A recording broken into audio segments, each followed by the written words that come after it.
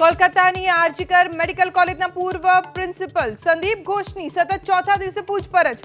Seminar hall પાસે તોડફોડને લઈ સીબીઆઈને ન મળ્યા સંતોષકારક જવાબ.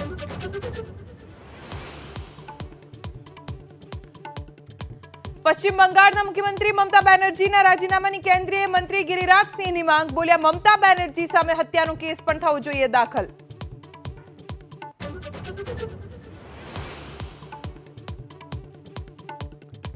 બનાસકાંઠામાં લાખણી તાલુકા પંચાયતના પૂર્વ પ્રમુખ મહેશ દવેને કોંગ્રેસમાં ઘર વાપસીનું ગેનીબેન ઠાકોરનું આમંત્રણ.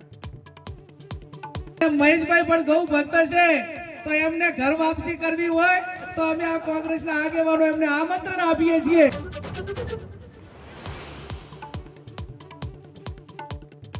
રક્ષાબંધનની ઉજવણી સમયે રાજકોટ જેલમાં મનસુખ સાગઠિયાના બહેને આપી ચિઠ્ઠી. પોલીસની નજર જતા ચિઠ્ઠી કરાઈ પરત. શું લખ્યું હતું તેને લઈ અનેક તર્ક વિતર્ક.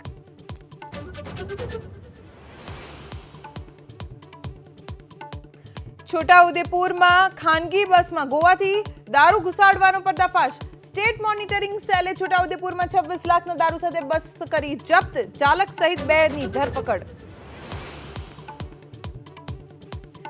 રક્ષાબંધન નિમિત્તે રાજ્યના તીર્થ સ્થાનોમાં મોટી સંખ્યામાં ઉમટ્યા ભક્તો. સાળંગપુરમાં કષ્ટભંજન દેવને અમેરિકા કેનેડાથી આવેલી રાખડીનો શણગાર.